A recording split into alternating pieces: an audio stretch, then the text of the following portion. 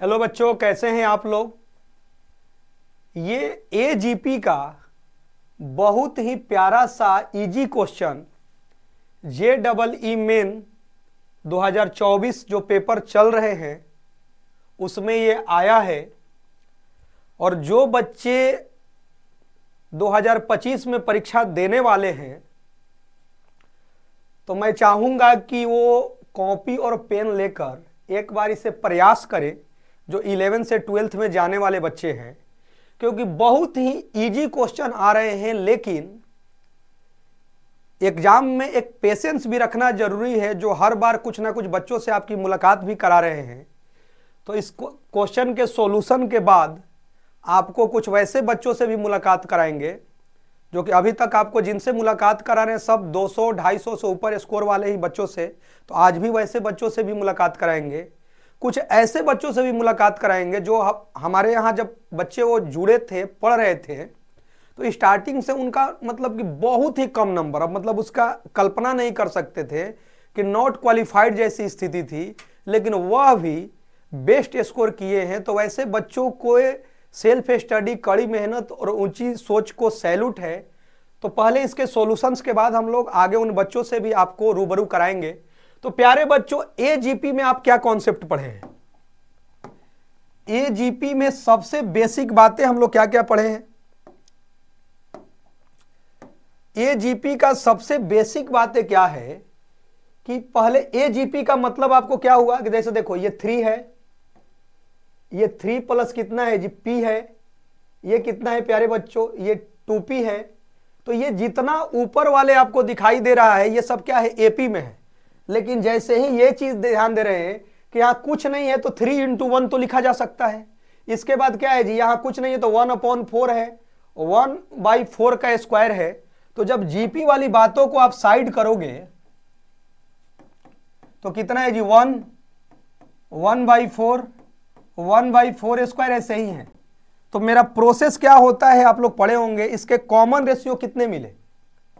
तो common ratio आपको मिलना होगा, इससे में इससे डिवाइड करो या इसमें इससे करो तो 1/4।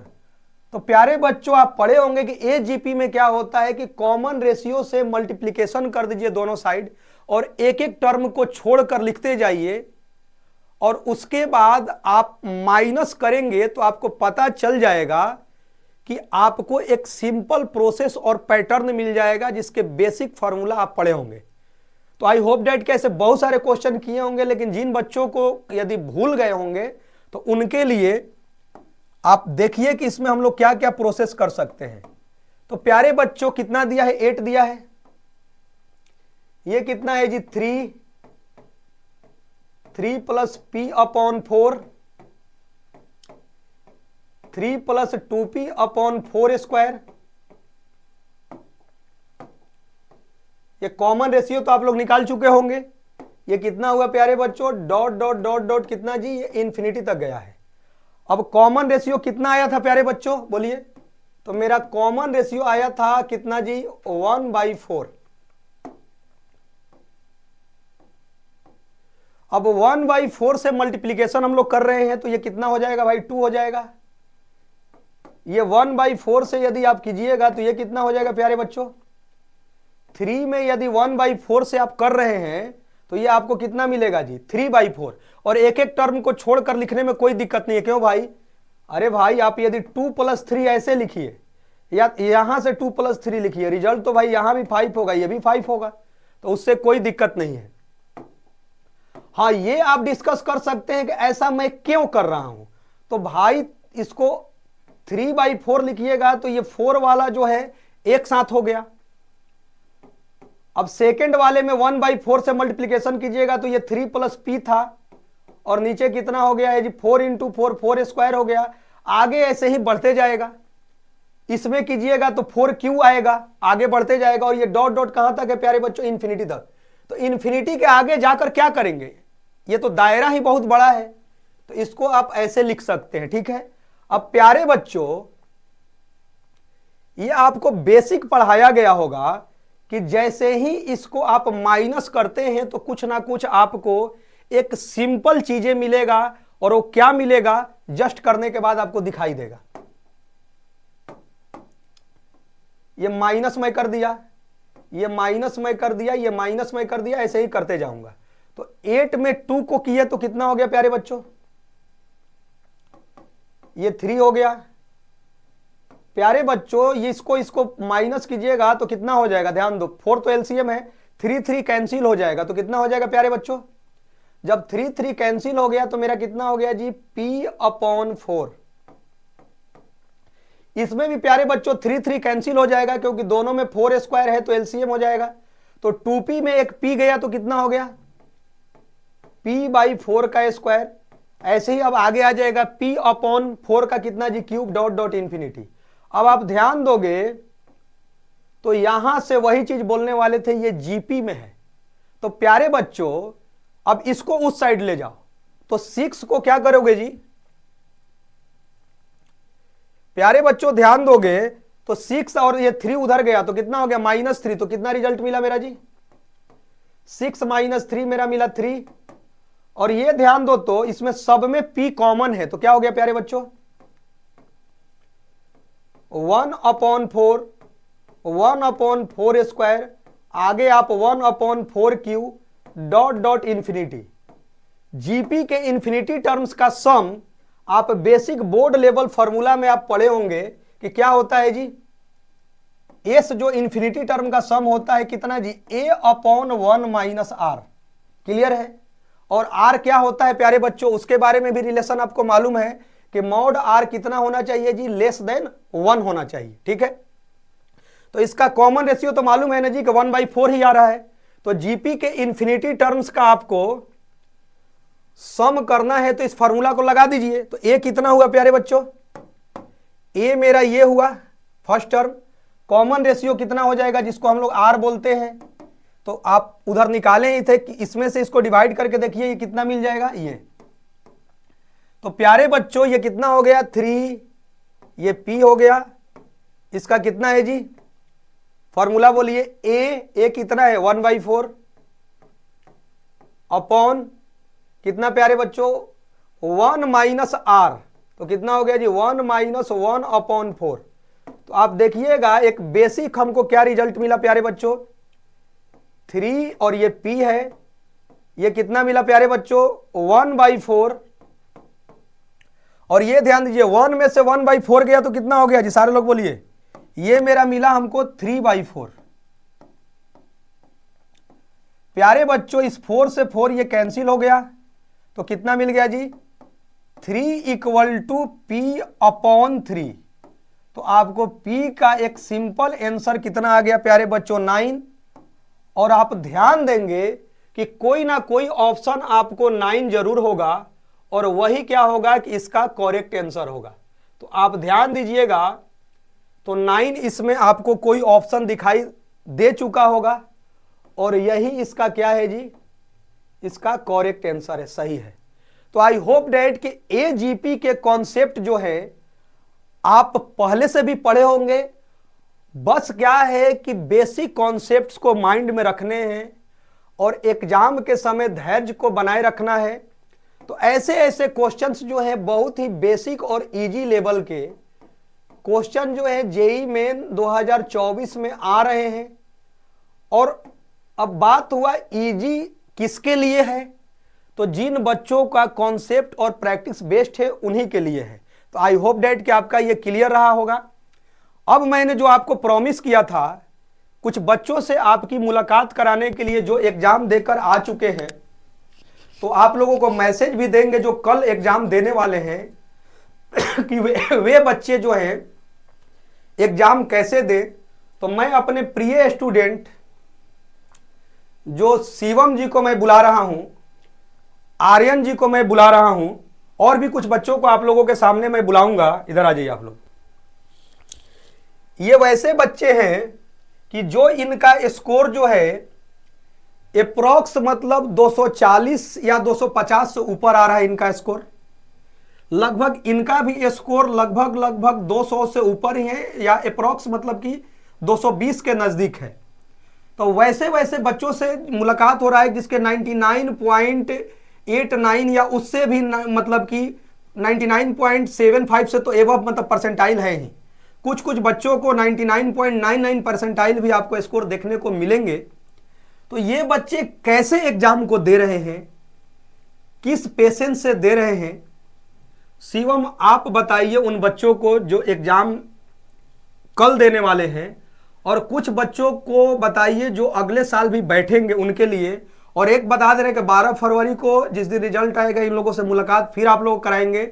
लेकिन मेन उद्देश्य क्या है कि ये लोग JEE एडवांस्ड में बहुत अच्छा रैंक लाए। JEE मेन में तो इन लोगों को देश की टॉप NIT और IIIT में ये तो बहुत अच्छे कॉलेज में ये जा सकते हैं। लेकिन क्या है कि ये एग्जाम जो हो रहा है, जो ये दिए, तो इनके इतने स्कोर कैसे आए, किस पेशेंस के साथ एग्जाम दिए, आप बताइए।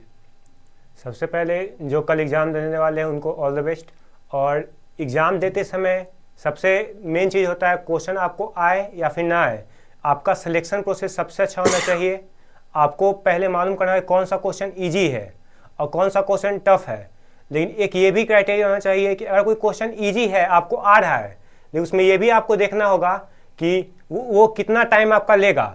अगर वो क्वेश्चन मतलब ईजी है लेकिन बहुत ज़्यादा लेंदी हो रहा है, उसमें अगर बहुत ज़्यादा टाइम लग रहा है, तो वो क्वेश्चन को आप पहले टच न करें, उसको बाद में टच करें। और यही सिलेक्शन प्रोसेस में करना होता है। तो आप पहले एग्जाम देते समय क्वेश्चन को देखें एक बार, और क्वेश्चन को एक बार कर ले कि हाँ ये सबसे पहले अटेम्प्ट करेंगे, ये उसके बाद, ये उसके बाद, ऐसे ही करके आप मतलब मार्क्स अच्छा गेन कर सकते हैं। और ये तीनों सब्जेक्ट में आप कर सकते हैं। और पेशेंस रखना सबसे ज़रूरी है, क्योंकि कभी कभी होता है बहुत ज़्यादा ही इजी क्वेश्चन है लेकिन आप जल्दीबाजी में कर दिए, पहला ऑप्शन आ जाएगा, गलत हो जाएगा। लेकिन वो सब नहीं करना है, एकदम मतलब आराम से चलते जाना है। इजी क्वेश्चन हो या फिर टफ क्वेश्चन हो, टफ क्वेश्चन से घबराना नहीं है और इजी क्वेश्चन से मतलब एकदम से एक्साइट नहीं होना है। ये सब आराम से एग्ज़ाम देते जाइए, एकदम पेशेंस रखे, अच्छा जाएगा आपका एग्ज़ाम। आर्यन जी आप आ जाइए इधर, आप थोड़ा सा उधर इनको दे दीजिए, हाथ में भी ले सकते हैं ऐसे, ठीक है, ऐसे भी ले लीजिए, कोई दिक्कत नहीं है, हाथ में भी ले सकता है, हाथ में ले लो, ऐसे ऐसे ले लो, ऐसे ही ले लो, पकड़ दो हाथ में ही बस। आप पेपर दिए तो आप अपना अनुभव को शेयर करें कि कैसे मतलब बच्चे जिनको 200-250 से एबव स्कोर करना है, लेकिन फिर भी क्या है कि आप अपना अनुभव शेयर कीजिए कि कैसे मतलब कि बच्चे जो कल एग्ज़ाम देने वाले हैं तो एग्ज़ाम हॉल का माहौल कैसा रहा है और कैसे मतलब एग्ज़ाम में मतलब कि कॉन्फिडेंस लेवल को बढ़ाए रखें, उसके लिए आप अपना। सबसे पहले जो बच्चे कल एग्ज़ाम देने जा रहे हैं उनको मेरे तरफ से ऑल द बेस्ट। और मैं यही कहना चाहूँगा कि जब स्टूडेंट एग्ज़ाम हॉल में जाते हैं तो उनको डर भी लगता है कैसा पेपर रहेगा, क्या रहेगा, तो उसमें अपना कॉन्फिडेंस नहीं खोना है। और पेपर जब पेपर देखे तो हो सकता है पेपर थोड़ा टफ आ जाए, पेपर थोड़ा इजी आ जाए, तो अगर वो पेपर इजी आ जाए तो एक्साइटेड नहीं होना है, और पेपर टफ आ जाए तो अपना कॉन्फिडेंस बनाए रखना है, अपना पेशेंस रखना है। और क्वेश्चन का सिलेक्शन बहुत इंपॉर्टेंट होता है। जो हम मेरे पास जो 3 घंटा 180 मिनट का टाइम मिला है उसमें हम किस तरह से क्वेश्चन का सिलेक्शन करें। और कोई क्वेश्चन होता है कि कोई बहुत ज़्यादा लेंदी हो जाता है, या कोई क्वेश्चन होता है कि बहुत कम टाइम में बन जाता है, तो उसका सिलेक्शन बहुत इंपॉर्टेंट है कि हम किस टाइम में किस क्वेश्चन को बनाएं, तो इसका ध्यान रखना है उस समय। चलिए बहुत सुंदर। आप आइए कुणाल जी, ये कुणाल हमारे आगे पीछे हो जाइए, आप लोग इधर आ जाइए। कुणाल हमारे प्रिय स्टूडेंट हैं, ये भी बहुत ही अच्छा स्कोर कर रहे हैं। तो आप बताइए जो कल एग्ज़ाम देने वाले हैं उन बच्चों के लिए भी, और आपका एक्सपीरियंस कैसा रहा और वे कैसे बच्चे बेस्ट करें। तो आज मैं पहले अपने बारे में बताता हूँ। जब मैं एग्ज़ाम हॉल में घुसा था तो मुझे भी थोड़ा डर लग रहा था कि कैसा पेपर आएगा, पर मुझे ये तो पता था कि मैंने 2 साल तैयारी की है, तो इतने मुझे मॉक टेस्ट देते देते भी एक आइडिया लग जाता है कि कितना से कितने के बीच में हम स्कोर कर सकते हैं। तो फिर जब पेपर ओपन हुआ तो काफ़ी बन रहे थे क्वेश्चन, कुछ कुछ नहीं भी बन रहे थे, पर उससे डरना तो नहीं है बिल्कुल, क्योंकि कुछ क्वेश्चन तो ऐसे होते ही हैं जो नहीं बनने के लिए होते हैं, जो या फिर बहुत लेंदी होते हैं। तो वो सब हमें उस समय वो सब क्वेश्चन छोड़ दीजिए, जो आपसे बन रहा है पहले वो अटेम्प्ट कर लीजिए, और जब आपके पास कुछ समय बचता है तब आप वो सब क्वेश्चन को देख सकते हैं। और जो कल बच्चे एग्ज़ाम देने वाले हैं उनके लिए ऑल द बेस्ट, आप लोग भी। चलिए और बच्चों से मिला रहे हैं। जमशेदपुर से हमारे बहुत ही प्रिय, आगे ही रहिएगा, आइए, बहुत ही प्रिय हैं कौशिक जी हैं, और आप भी आ जाइए अभय भाई।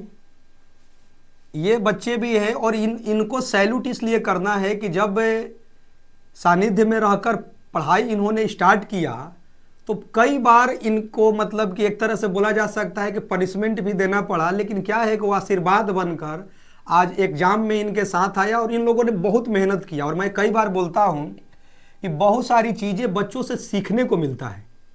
ये लगता है कि मतलब कि शिक्षक पढ़ा रहे हैं, लेकिन मैं कई बार बोलता हूँ कि जाने अनजाने में नहीं, क्लास में बहुत सारे स्टूडेंट से बहुत सारी चीज़ें सीखने को मिलता है।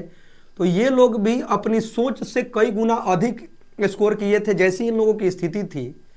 तो बच्चों को आप क्या मैसेज देंगे और कैसे आप एग्जाम हॉल में अपने को मेंटेन किए, और जब आकर बहुत सारे सॉल्यूशंस को मिलाया गया तो आपकी एक्यूरेसी उस लेवल से भी ऊपर रही जितना हम लोगों के टेस्ट में भी स्कोर आता था, उससे भी आप बेस्ट किए। हाँ, लास्ट टेस्ट में तो आपने बहुत अच्छा स्कोर किया था और आपके दोस्त अभय जी ने तो मतलब कि कमाल ही कर दिया।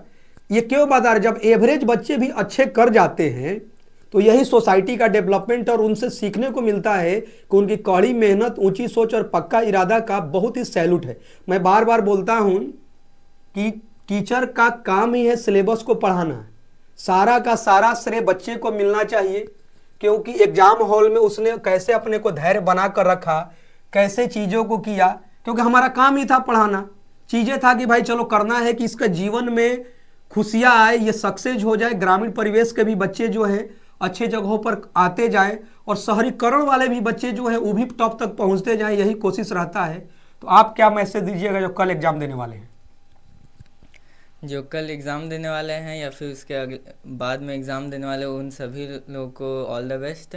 और उन सभी लोगों को यही कहना चाहूँगा कि जब भी एग्ज़ाम हॉल में बैठे तो जब पेपर सामने आए तो उसको देख के फ्रस्ट्रेट ना हो और घबराए ना हो, क्योंकि मेरे साथ यही हुआ था कि हम शुरुआत के 10 मिनट में मुझे समझ में नहीं आ रहा कि मैं क्या करूँ। एक दो क्वेश्चन में मैं फंस भी गया था, लेकिन उसका जब थोड़ा सा ध्यान में आया तो उसका लगातार मैं क्वेश्चन बना। फिज़िक्स में भी ये हुआ, मैथ में भी मेरा यही प्रयास था कि मेरा अच्छा हो। जैसे कि आज का पेपर बाकी 3 दिनों से टफ़ आया था, लेकिन मुझे ये मालूम था कि आज का पेपर टफ़ आया है, तो इसलिए मैंने कम ही अटैम्प्ट लिया, लेकिन जितना अटैम्प्ट लिया उतना सही लिया। तो आप लोग भी यही ट्राई कीजिएगा कि आप लोग अटैम्प्ट ले, लेकिन उतना ही ले जितना आपसे कंफर्म बन रहा है। एक्सेस में ना ले, क्योंकि नेगेटिव मार्किंग होने का इसमें भी चांसेस है। बहुत सुंदर। अभय जी आप बताइए अपने एक्सपीरियंस को। सबसे पहले तो जो कल बच्चे एग्ज़ाम देने वाले हैं उनको ऑल द बेस्ट। और एग्ज़ाम हॉल में जाने के बाद अपना कॉन्फिडेंस कभी खोना नहीं है। अगर क्वेश्चन ऐसा भी होता है कि कोई लेंदी हो, लेकिन उसे छोड़कर आगे बढ़िए और देखिए कि उसमें आसान क्वेश्चन पहले खोजिए और बनाइए उसे।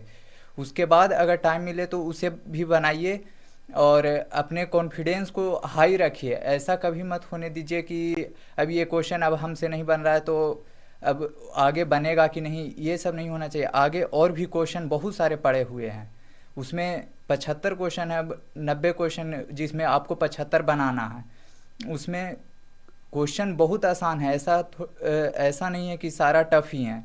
टफ़ होते हैं क्वेश्चन, तो टफ़ होंगे ही, लेकिन अपना कॉन्फिडेंस को हाई रखना है। और सबको ऑल द बेस्ट। चलिए देखिए, अभय जी ने भी बहुत अच्छी बात रखा कि सबसे बड़ी बात ये होती है कि आत्मविश्वास तो एग्जाम हॉल के लिए ज़रूरी है, क्योंकि जब कोचिंग्स में आप टेस्ट देते हैं तो होता है कि अगला टेस्ट होगा, अगला टेस्ट होगा, लेकिन मेन एग्जाम के समय ऐसा रहता है कि ये मौका चला ना जाए।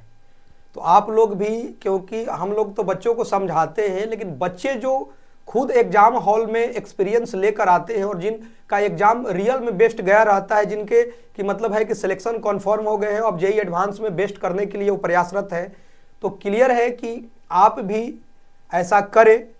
और जो इन्होंने अनुभव को शेयर किया है, तो वैसे ही बच्चे जब अच्छा करते जाएंगे तो आपसे मैं उन लोगों को साथ लाकर मुलाकात कराऊंगा। और आप लोग भी हमेशा यह कोशिश करें कि कड़ी मेहनत, ऊंची सोच और पक्का इरादा के साथ प्रयास करना न छोड़ें। और कभी भी एग्जाम देने जाएं तो जो मैं कई बार हमेशा कहता हूं कि कहीं बाहर भी आप रहते हैं तो एग्जाम से पहले या उससे पहले भी, या हमेशा जब आप निरंतर यदि माता पिता के कांटेक्ट में है तो अच्छी बातें हैं, रहना भी चाहिए, लेकिन एग्जाम के समय जरूर है कि अब केवल कॉल नहीं भाई, बाहर है तो वीडियो कॉल से भी, क्योंकि माता पिता का चेहरा देखकर और उनसे जो आपको कॉन्फिडेंस मिलेगा, एग्जाम पक्का है कि बेहतर जाएगा। Okay, thank you.